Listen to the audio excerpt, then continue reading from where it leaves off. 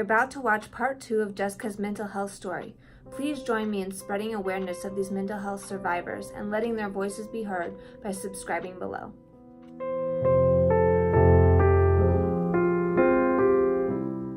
I think I was lucky to have some really strong connections. I was also really lucky in high school. High school was actually easier for me than junior high in some ways, and I think it was because I was on the cross country team, and there was just this group of girls that were such great women and like good people, and it was such a positive environment to be on. I actually got like a little bit better at the beginning of high school, just being around people who were more positive and had a different outlook on life. I was like, oh, it can be like this. And I'm still best friends with a lot of like Kristen Cressy.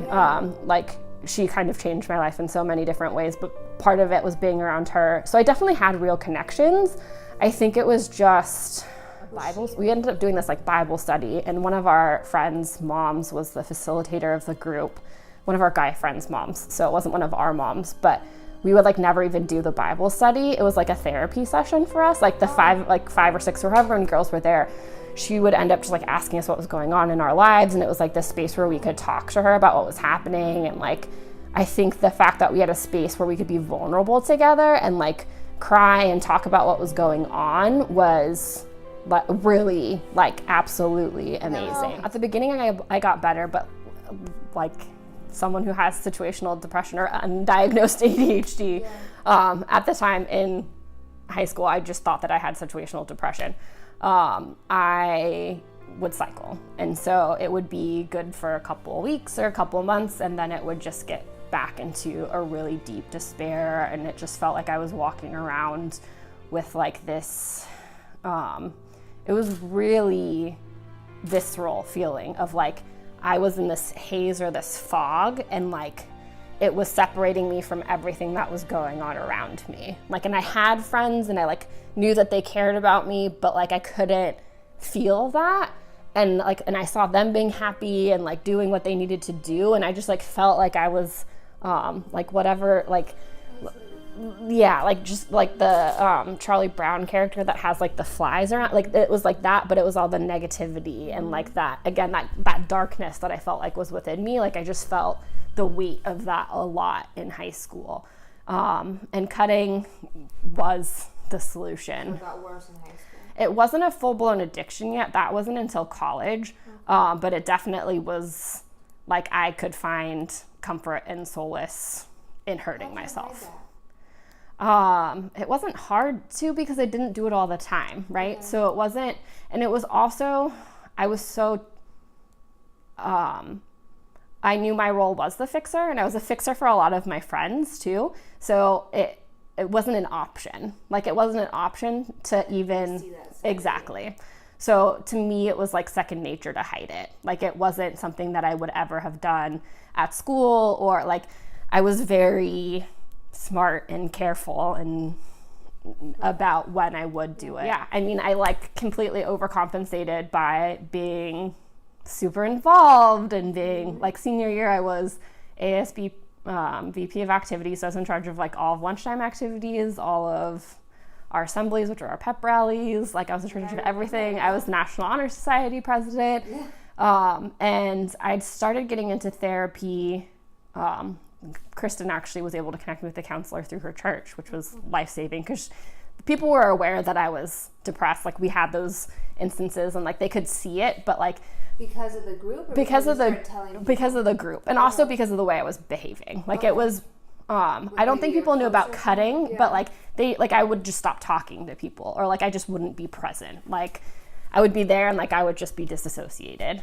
So there was definitely people who picked up on that, but we didn't know what to do with it. And I think, again, not having the language, like my friends understood that something was wrong with me, but like they didn't know who to go to. Like they didn't know who to talk to. Like they didn't talk to me about it, or like if they would bring it up, I'd get really mad and shut them down, because like my job was to be the strong one, you know, like I don't want you to cross those lines. And so it's one of those things where like I knew everyone, like other people around me knew, but we didn't know what steps to take. I was lucky enough to have friendships where like there was a lot of raw, honest communication about what we were feeling. I think I hid the depth of it to a certain degree because I didn't want to scare them. And it wasn't quite what I was going through, but there was at least enough shared space to be vulnerable with each other to some extent.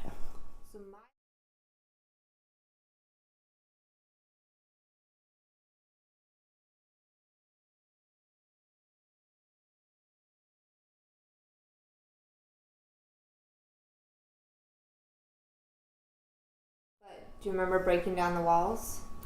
Yes. Okay. So that's my memory of you, that's the only time that I saw anything different than what I knew, right? And I remember the line activity where they would ask us questions and cross the line, right? I remember that. Yeah, it's so senior year, like I said, I had gotten to therapy, and I think one of the downsides of being so smart is you catch on to things a little too quickly in therapy, and when you're that young, you shouldn't quite grasp onto some of it. So I was able to kind of come to this realization that like everything that I was doing, like all these things that were on my college resume, like they meant nothing to who I was as a person. Like I was a facade.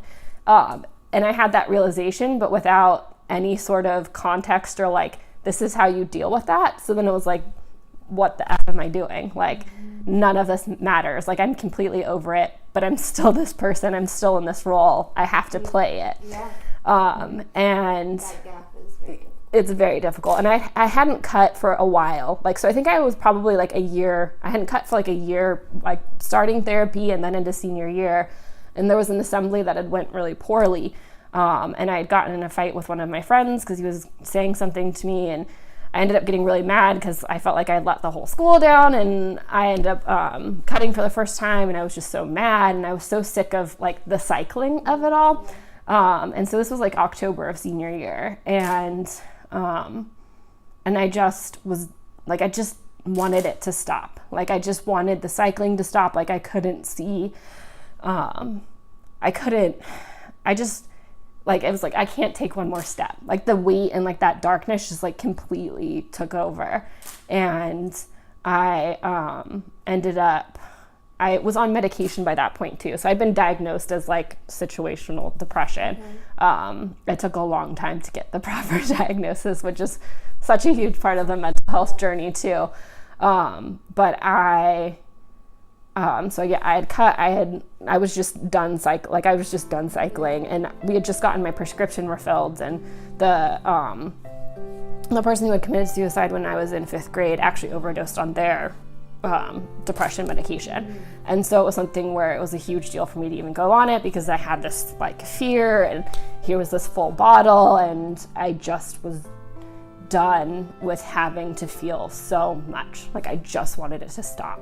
I don't know if I was like, I knew what that meant, like as far as like stopping means I'm going to kill myself, but I wasn't like, I want to kill myself.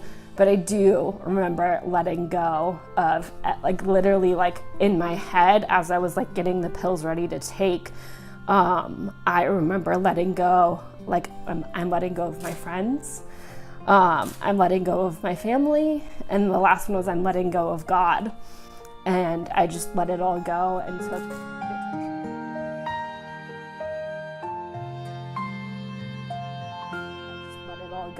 took it took 2 swallows to swallow all of them, and then I laid down on the ground.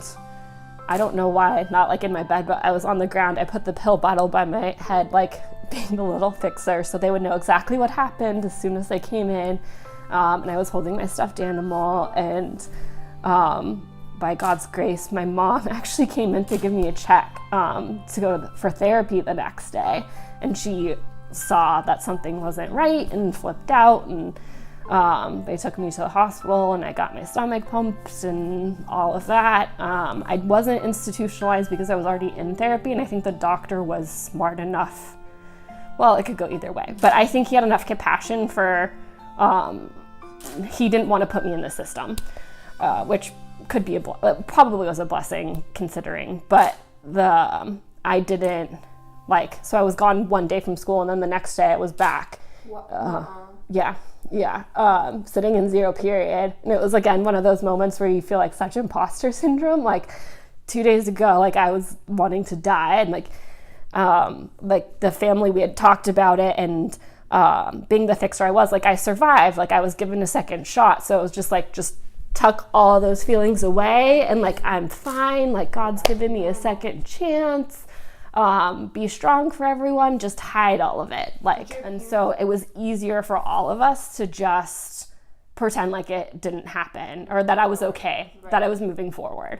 And so that was what it was like. But the breaking down the walls thing. So was that senior year? Because I don't. It was senior year, yeah. And after. It was. After this. This was after the suicide attempt, and so I had told a couple of my friends, and they had very. I found out later, one of them like literally threw up after she found out. Like, I told a couple of them in person, and like thought like I could guide them through, like, this happened, but like I'm okay, like I'm better. But you know, you see the impact and like the weight of it, and it really hit when we were doing breaking down the walls in that activity, because one of the questions is, do you know anyone who's attempted suicide? And we had done it sophomore year too, or at least I had done it sophomore year. Yeah, and a couple of my friends had as well. And so I know they hadn't crossed then, but I was the reason why they were crossing that senior year. And so it was like one of the most. And you saw them. And I saw them, and like they were crying, and like I knew that I had put that in their life, and that was something that I'd never, like the burden of that, and like there's so much guilt and weight and like heaviness around like, God, like I didn't want you to have to suffer because I'm suffering, and like you never wanted to burden me. Yeah, and knowing that like I'm the reason for that was really visceral. Yeah, so the first question was, do you know someone who's attempted suicide? And then I think the second one was, have you? Mm-hmm. Did you ever?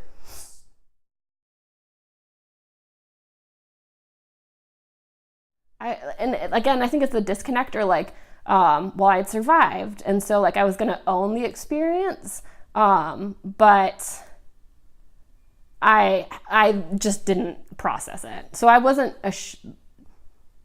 I owned the experience and like was proud, like not like proud of being a survivor. It's so prevalent, and especially in gifted kids. And I think a lot of our friends do have undiagnosed ADHD and all of that type of stuff. But being an overachiever, what are you overachieving to fill, right? Like what void are you trying to fill? And I mean, I think it's great that now schools are starting to teach like socio-emotional learning, and like we didn't have any of that. Like the only value that we placed on ourselves was our grades. And like I got into UCLA, and like I didn't even want to go. Like I didn't even go. Like it was everything that I had worked towards, and like I got invited back to Bernardo to, you know, speak at the and it meant nothing. Like, and that was such a weird disconnect. And I think a lot of a lot of the therapy work that I had done was towards like that little girl. Like I can picture myself as like, yeah, like I could picture myself as the little girl who felt so much and was so sad, and like, you know, like I always felt like she was inside me, and I had such compassion for her. But it wasn't until years later that I recognized, like all throughout college and the beginning of my professional career, I had the little teenage Jessica in me too, like the one who took those pills and let go of everything, and like I had just put her in a box and hated her for what she did and blamed her, and like I was carrying around that weight of shame. And it was a huge moment when I was able to like make the connection, like just like I'm that little girl, like I'm that teenager too who didn't have the resources that she needed, and was in a lot of pain and made a decision out of pain,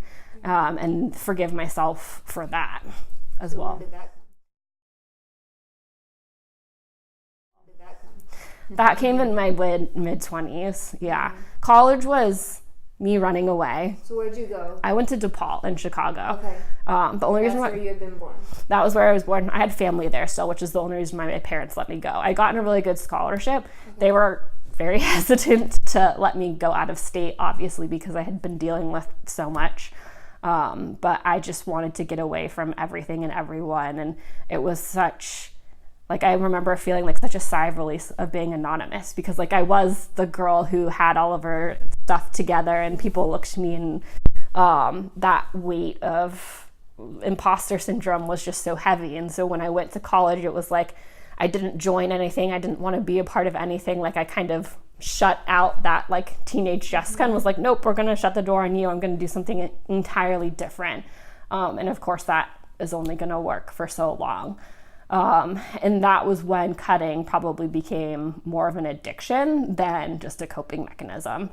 I was severely depressed in college. And part of that, I think, was finally opening up the box of everything that I never dealt with when I attempted suicide, and looking at that, but doing that away from family, where in the family unit I had to function. So now I didn't have anyone looking to me for, and so I really did fall apart, very significantly. And so I was living at school. I had roommates, which was also very difficult, because the more depressed I got, the more isolated I would become. And then it's like the self-fulfilling prophecy, you know. I was cutting a lot, and my roommates found bloody scissors because they had been isolating. They were concerned about me, and I would just stop talking to them, and like that flipped them out, and they didn't know how to deal with it. And so then they would stop talking to me. Like, I mean, they were 20 and they didn't know what to do either. But at the time it was like, everyone's abandoning me. No one can understand me. And you just end up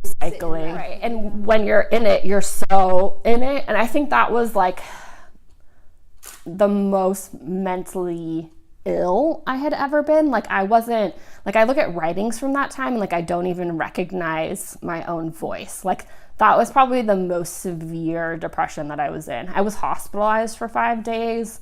Not a suicide attempt, but I was starting to amp up towards a very bad place. And so my doctor wanted me to get into treatment so that I would be able to get medication faster. So, I mean, what's crazy is during this whole period, so from the time I was 17, I was regularly in therapy. Like I was seeing a psychiatrist, I was seeing a psychologist, but no medication worked, trying to find the right dosage, like really just trying to, like, it wasn't therapeutic. It was making sure that I was alive week to week is really what we were doing. It was just surviving is what they were trying to do. Right. And I still hadn't been diagnosed with ADHD either. So they were not even in the right ballpark yet.